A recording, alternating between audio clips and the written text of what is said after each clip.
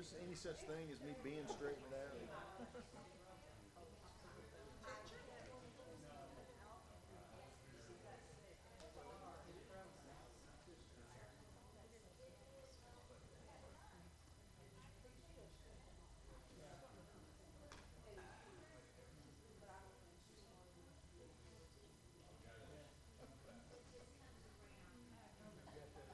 Testing. That's all. Hey, Helen Carter. Okay, so it's working.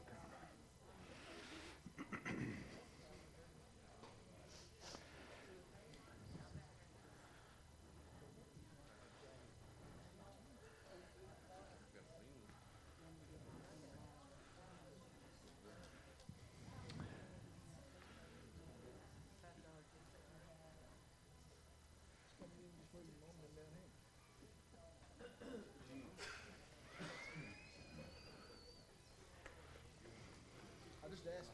Now I know. I just asked. Now I know. Can you turn the sun down behind you a little bit? Yes. You remember the mood rings? They used to change color. That's what Donna's got with her fingernails. When it's cold, her fingernails change color, and I believe that Beverly's does now too. No, mine did that. That's $5 stuff. Oh.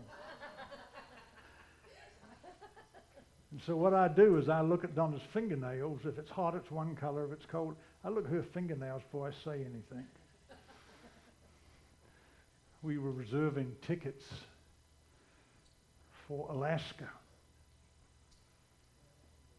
Best Western, I think it's called Cedartown Lodge up in Bentonville, $80 a night. The same motel in Alaska, guess how much? $270. You need an Airbnb. Check on Airbnb. $295 a night. Airbnb? They have 1 month, they have summer. Get more cold. And cars are $35 a day right now. They're $350 a day in July. We got a tent you can take. You better look at Donna's fingernails. All right, glad everyone's out today. It's a beautiful day. I was reading on the internet. I couldn't understand why my cauliflower wasn't hitting, and it said they could be stressed.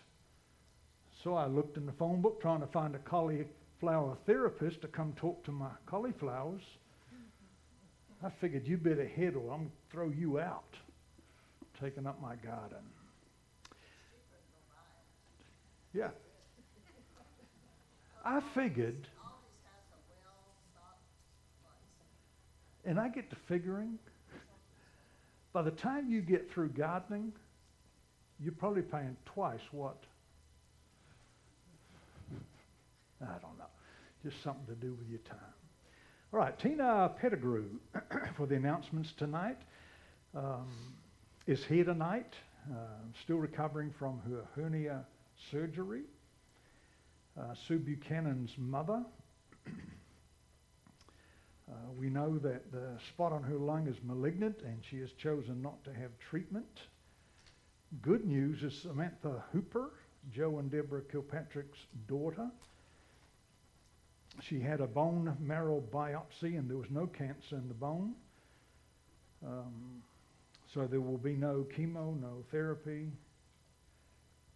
So that's good news. A table will be set up for the baby girl of Brian and Jenny Atchley. That's due in June. The dinner for the golden ages.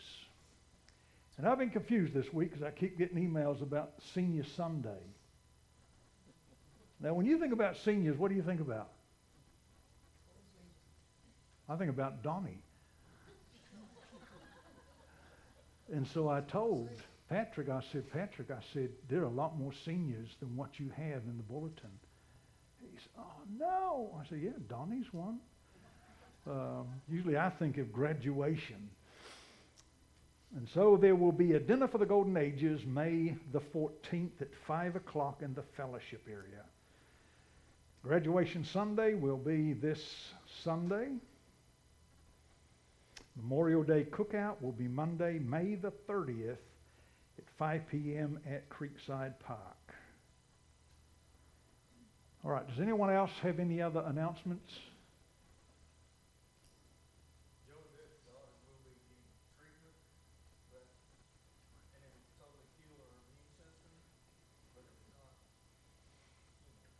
Mm-hmm.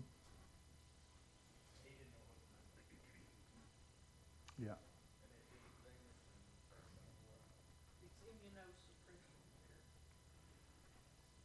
Ear and nose suppression. It deals with the immune system, I know that. All right. Turn to the book of Joshua, chapter 22. What did we deal with last week? The first part of the three areas that Joshua is trying to deal with is that once that you are in, it's one thing to get into the promised land. And so there are three areas that Joshua deals with. Once you get there, what do? How do you live? And last week we dealt with what subject? Inertia. Inertia. I don't think it's the right word, but we'll use it. Brethren, there's times, and I think from that one lesson there are times that the church needs to stop praying and get up and do something. Well, let's pray about it. No, let's do something about it after we pray. And to Joshua looked at the people and God said, you look at them and you ask them why they're still praying. They were told, stand up and go take the land. And so inertia, one of the problems is that we don't want to move. And Joshua was very blank with them. The second part is found in Joshua chapter 22. And in this, what happens was that the two tribes and the half-tribe of Manasseh were told, you can come back and you can live in the wilderness side of Jordan. But you're going to have to go over. There were 7 tribes that still hadn't possessed the land. You go over and you help them possess the land. And then you can come back. And God will bless you.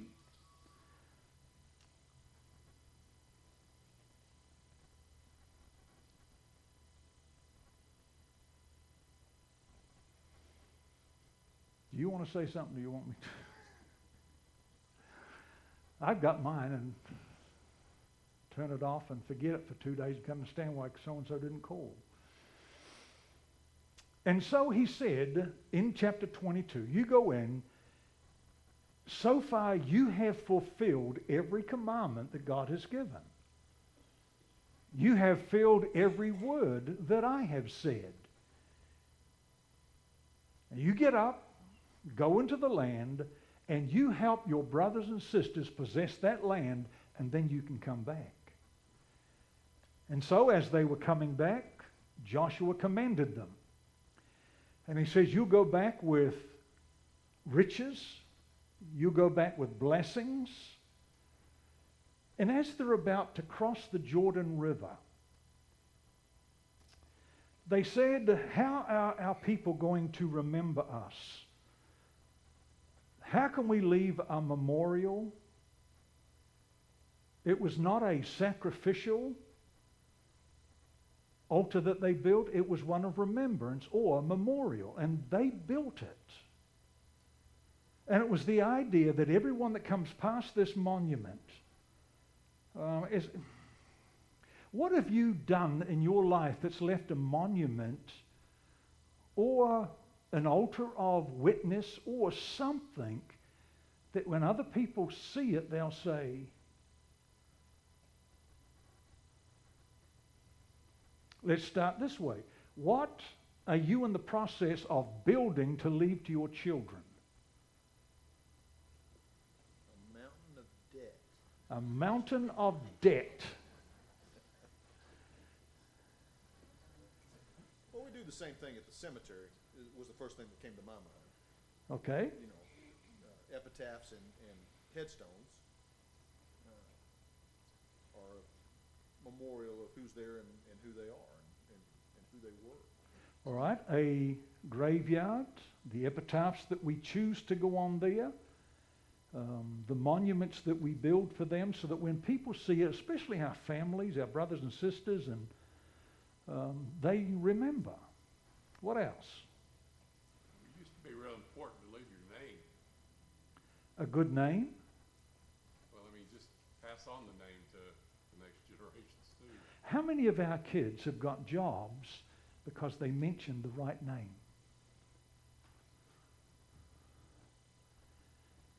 And I'll tell you right now, a lot of the time that will go way beyond your resume.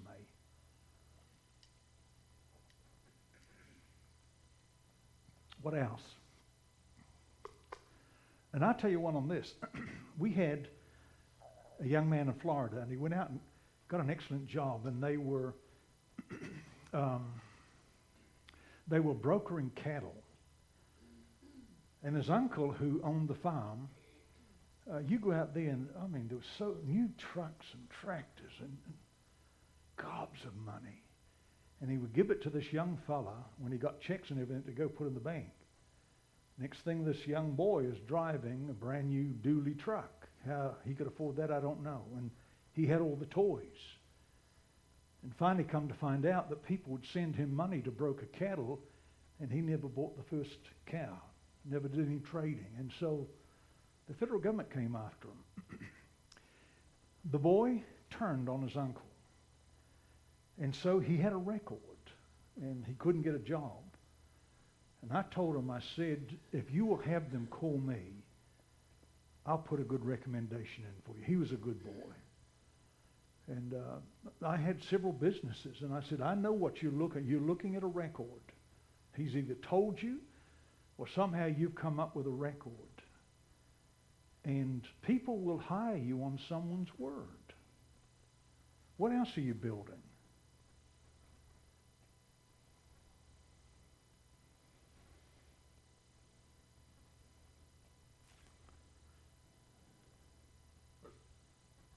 One of the goals in America is to own your own house. A house, own your own house. And if you haven't bought one yet, you're in trouble.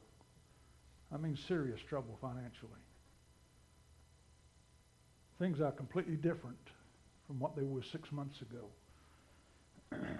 What else?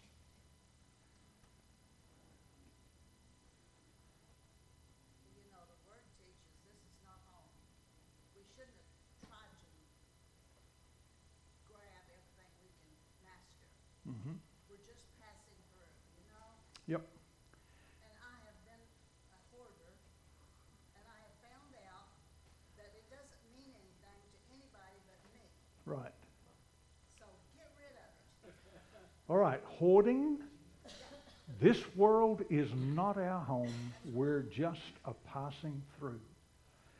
If you want a true reality of that, just go to a family auction. Of course, if you don't do something, you're gonna pass through a lot quicker, because you don't get a job and buy groceries, you will be dead. All right. Just enough to get by, okay? Enough to get by. But like you say, a good name is better than riches, you know? Exactly. We were eating in Oklahoma. My wife is sitting at the table, and I have other witnesses, church members. And at the back of the restaurant, there's a gun shop. And I told my wife, we're going to look at guns. And she said, well, we just don't have enough. Well, I couldn't buy one because I'm in Oklahoma. But I heard her say that we did not have enough pistols. And so I'm on a mission. I think you lack the understanding of sarcasm. check the fingernails. I've had a habit of planting a tree. Usually the first one I plant is an apple tree, and I can take my kids back. And these big trees that are there now, I planted them, and I can share that with them, and they talk about that. And so, as the tribes, the twofold tribe and the half tribe of Manasseh going back, they simply build an altar of witness. So that people that were coming, children that were coming, they would know the story, the oral story behind that one altar. And so the ones that they had just fought for their land heard about it and sent a council up there because they believed that they had built an altar of worship. They had forsaken God and that they were committing adultery. And so they went up there to kill those three tribes from simply what they had heard. They go up there and they have a discussion. Then there is rejoicing, and it didn't take a whole lot to persuade them that this is not an altar of sacrifice to another god. This is simply a stopping place where we can tell the story of our brothers and sisters that live on the other side of the Jordan River. Tonight what I want to do is from the book of Joshua chapter 22, I want to talk about the idea of being incompatible. The number one reason for divorce is incompatibility. They give it a different name, but that's the number one reason for divorce. We're just incompatible. When we think about incompatibility, we think about brethren who cannot get along.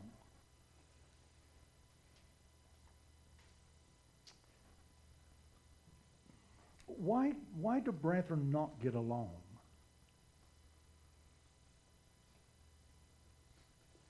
Usually somebody gets their feelings hurt. Someone gets their feelings hurt. Turn over to the book of Philippians chapter 4. Hold your finger at Joshua. But turn over to the book of Philippians. Who wrote the book of Philippians? Who? Say it louder. Paul. What did Paul think about the Philippian brethren? He admired them. He was grateful to them. They were real good about sending Paul money when he needed it. And Paul said they were the only ones.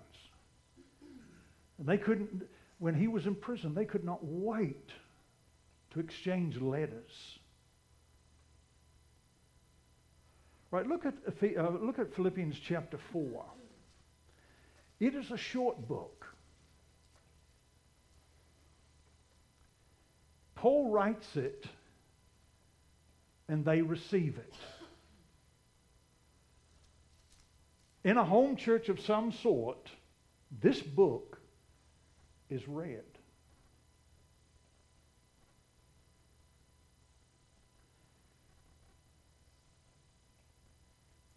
Verse 1, therefore, my brothers, whom I love and long for, my joy and my crown, stand firm thus in the Lord, my beloved. I entreat Euodia and Synecdoche to agree in the Lord. Yes, I ask you also, true companions, help these women who have labored side by side with me in the gospel together. Clement, and the rest of my fellow workers whose names are in the book of life. You imagine the congregation listening to that? And we say, brethren, we want you to help Amy and Donna. They can't get along. They're incompatible. What in the... They didn't know this was coming, and it's read publicly.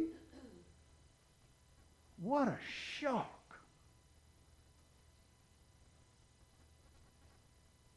He calls them by name. He does it publicly.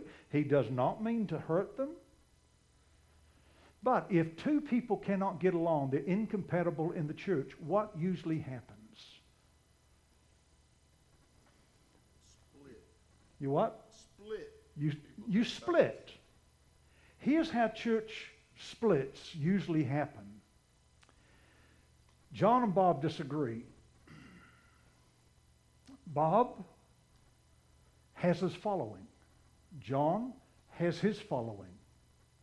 And so within those two groups of followers, the group normally picks a commander who has the most influence. And they want their commander to do the fighting, and they're going to stand behind them. One commander wins, one loses, and they leave. The sad thing is the church tolerates that sort of contention. It ought to be stopped. And the Bible says, you call publicly those who sow discord.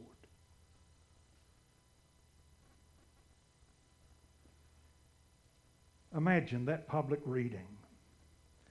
In the book of Philippians chapter 2, beginning in verses 3 through 7, the Bible tells us to prefer one another. What does that mean?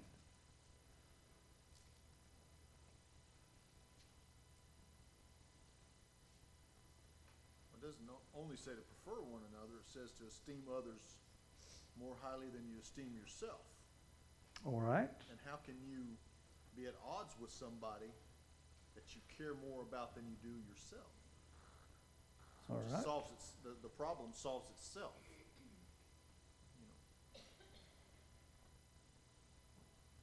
You put their welfare over your desires. What is best for that person? And brethren, we know that we're winning the battle. Now, we're known as a friendly congregation, are we not?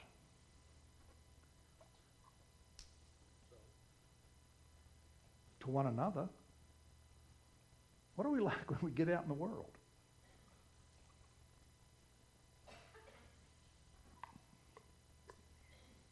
What do we say when we're not in front of the person that we're talking about? You know you're winning your battles, becoming more like God. And remember this, when you don't have to put your butt in. Someone is praising one of the brethren, and you just cannot wait to get that butt in. Oh, but let me tell you what I know. That's not Christ-like. To defame someone is a sin. And so far too often what we're doing is when you hear the praise and you're thankful for it, even of a person you don't care for, you're getting close to the Spirit of the Lord, of loving the unlovable, forgiving the unforgivable. They have to come see me. They have to bow down at my feet before I'm going to forgive them. Another reason that we have incompatibility is because everyone does not think alike. They don't see things alike. And we don't give each other that liberty. God forbid if I think that I'm the standard.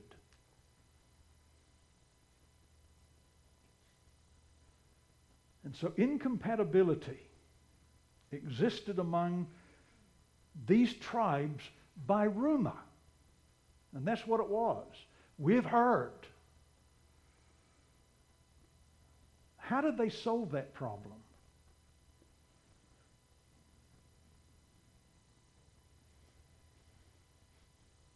They proved it out. They what? They proved it out. They proved it out. They heard a rumor and they proved it out. And, you can hear a rumor and prove it right or prove it wrong, but you prove it out.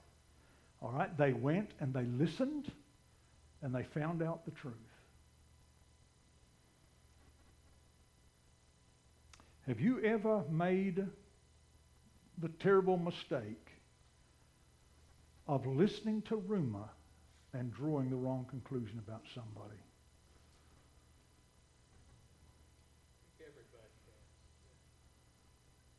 You want to point them out? Everybody stand. Instead, maybe even going to the person and say, this is what, and brethren, I don't like to hide behind names. This is what Eddie said. Just tell me. I mean, if he's heard it wrong, we'll go see Eddie and we'll straighten this out. And yet we draw our conclusion, it prejudices us, it hurts the church. Especially like John says, when we're supposed to put their desires, their needs above ours. And this does not make you a doormat. If something is wrong, it's wrong. We're not talking about compromising our convictions. And so what they did is they went, after hearing, coming to a conclusion, Eli said, here's what we're going to do. We're going to listen to what they have to say. But if that would have been, and they had not have listened and thought that that was an altar of sacrifice, they would have killed their own brothers. And so incompatibility, drawing false conclusions from what we hear. And I don't know, why is it that we seem to like and enjoy rumors?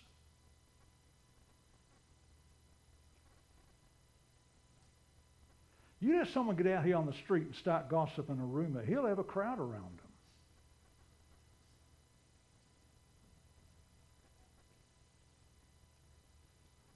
Do news stations do this?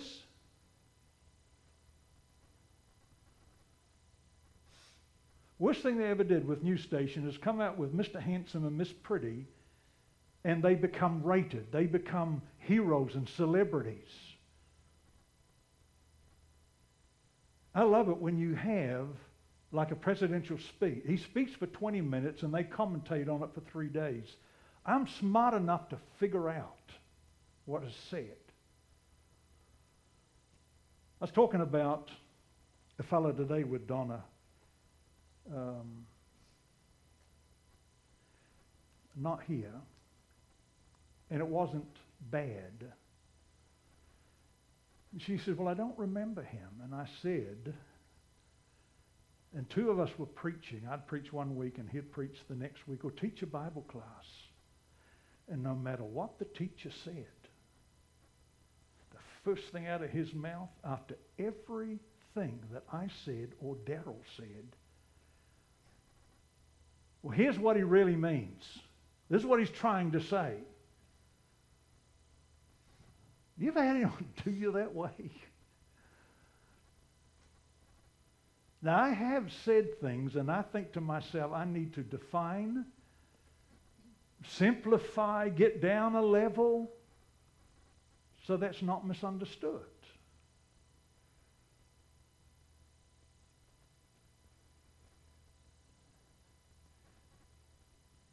So they went,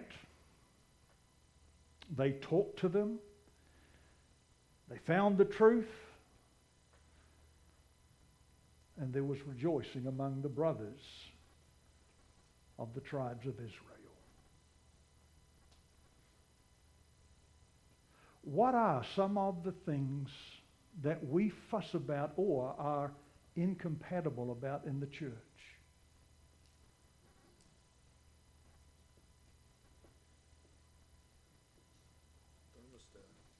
The thermostat. Order of service. Listen, I can be out 34 degrees on a motorcycle. And it takes quite a bit to get me cold. We can be in a room of 80 degrees and I'm sweating like a pig and Darlene is putting a coat on.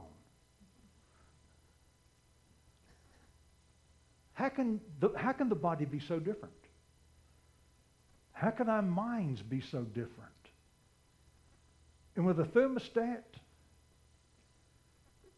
I just sweat for Jesus. You get up and you preach and you got a coat on. Usually after 2 sermons, I have to have it dry cleaned. And so if I tell Eddie, could you turn that down to 60 degrees, what would happen? And so what Eddie tries to do is to set it the same every week. And most of the time we know if it's going to be a little bit hot or a little bit cold. And we make that adjustment. What other things make us incompatible? Order of service. The order of service. Some people are uncomfortable with change. After John made the statement in class that he has not rearranged anything in his house in 30 years, I called Walmart up and I said, I've got a good man who can design your stores. I hate Walmart for that. You go in or you will find certain jellies and jams together, but the honey is 3 aisles over, and all the bread's not together. I hate that. Now, I'm not OCD. I got my list, and I like to check it off, kind of know where I'm going first, and last week they changed the aisles. How much garbage, well, here we get on our box, how much garbage can our grocery stores and everything else put in the middle of the aisle? And I don't say anything. I'm pushing my buggy down, and you got two folks in there talking about when they were 14 years old, and I just stand there with my buggy. And some of them will look and move. Some of them just kind of look at you, and I'm not through with my story yet. I hate changing grocery stores. But there are people that are uncomfortable with change within the church. What else?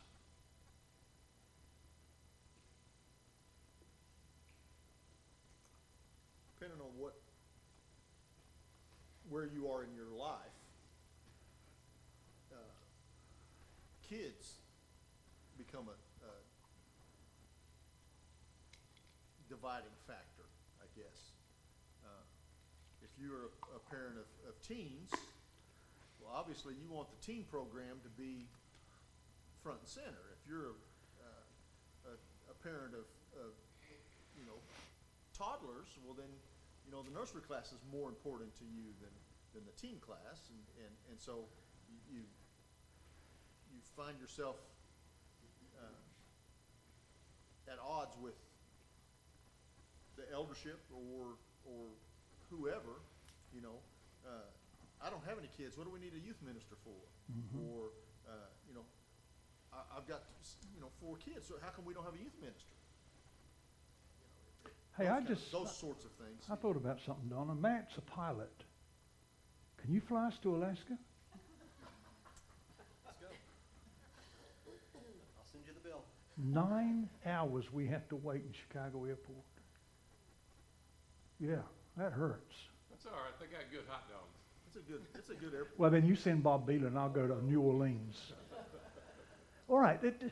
Justin, let me ask you, why did you step up to do Lads to Leaders, you and Lindsay? I want to carry on a quality program. All right. Who was doing it before you? Tina and Alonzo, Why? because they wanted a quality program for their kids. Who had it before them? Mary and Gina, Why? same. And you've got what we would consider to be faithful members of the church come here and they'll say, do you have this program, this program? No, we've got it in the making. Well, then I'll just go somewhere else. Why in the world don't you stay in that congregation and help that congregation get going? I'll tell you why. You got lazy members who want to park on everyone else's dime. They want to enjoy the fruit of someone else's labor. And so it depends on sometimes the programs. What else makes us? Have you ever disagreed with a class? The subject of a class, what the teacher was teaching was different. You listened and you considered. May have got a few slots here and a few slots there, but generally you just didn't agree with it. I'm afraid that's getting less and less more, though. Just seems to me like we're accepting a lot more. And It's all right to disagree with it, it's just how you react. Yeah, I think that's true. I think if a teacher cannot stand up to criticism, he ought not to be teaching.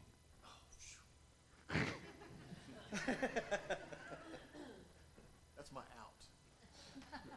Have you not, just talking with your wife, and they'll say, well, did you think about this? And I'm talking about the Bible.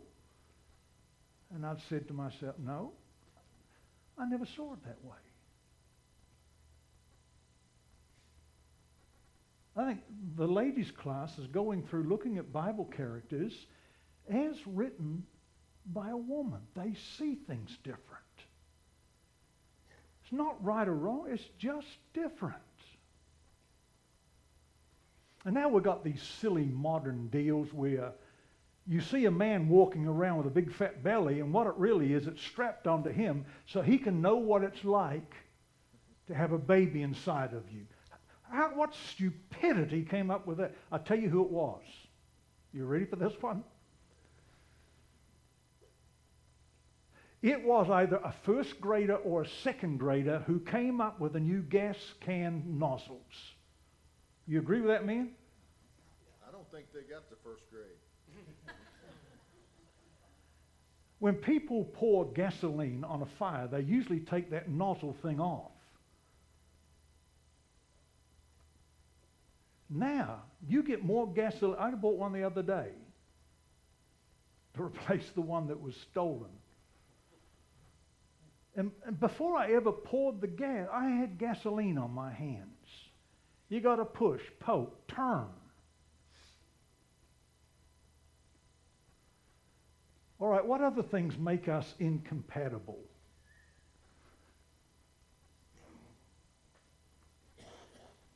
Don't take this personally, but preachers sometimes.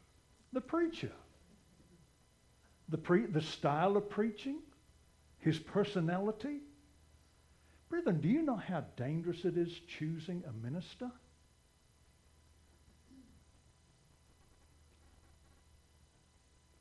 Basically, to begin with, it's just a popularity contest. Who I like the most.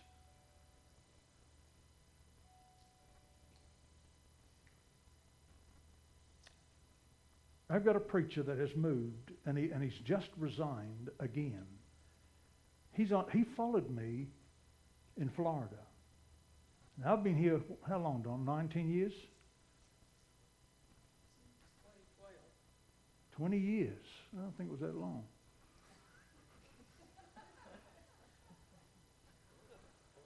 Our math skills make us incompatible too. I want to see who gets hot so her fingernails change. But, you believe that you're hiring the right person, and you may be hiring someone who's toxic. My friend who's an elder down in Texas, and he said, our preacher's got to have his finger on everything and his nose in everything. That's usually the sign of insecurity. All right, so incompatibility. Rumors were started, false conclusions were drawn, and the way they resolved it, they went up and they talked to their brothers, they found out the truth, they rejoiced, and they went home. All because of a rumor. But I still love the story that Paul tells about Euodia and Syntyche. I would have loved to have been a fly on the wall just to see their face. What do you think the congregation did? Everybody turned and looked at them. I bet every one of them looked but didn't look. Yeah. Well, apparently most everybody knew about it, and Paul wouldn't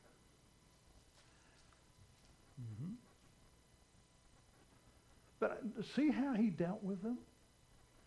They have labored with me. And there, even though there was some schism right here, there was some tension, he said, their name is in the Lamb's Book of Life. He did not say straighten them out or they're going to hell. And so when you have that kind of a schism, incompatibility at the church, if you don't resolve it and solve it and get on, you're going to have trouble. Not only to call them by name, he asked the congregation to get involved with it. I think we ought to be involved in maintaining unity. He says, you strive to do it. You put attention in it. You put effort in it.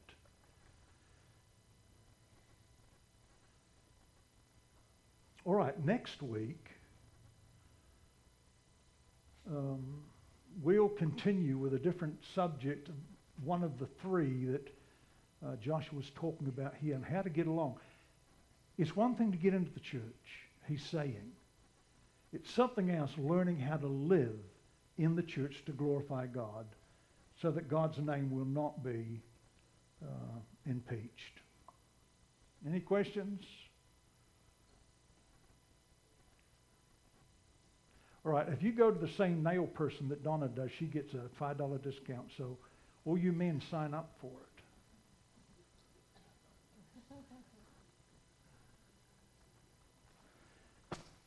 Thank you for your attention.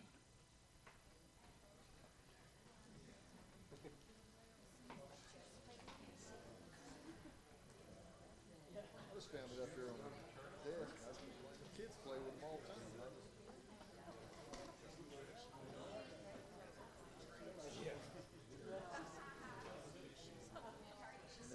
It's got stuff in there.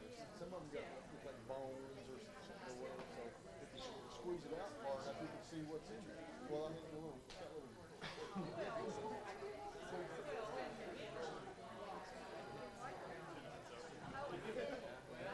Squeeze it real hard, you can see all of it.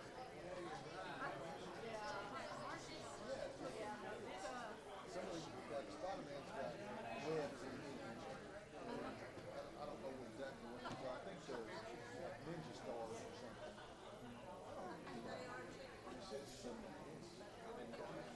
Anyway, I was just.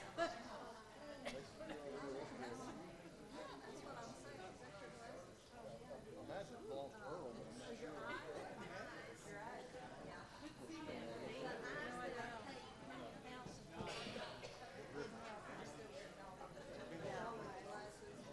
He said first 5 years of his life. Real time. He wasn't 6 years old. He just had these little candy bars.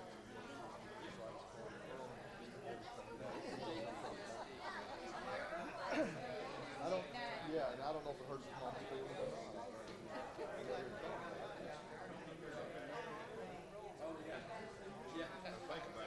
Well, I know, this come up December the 37th.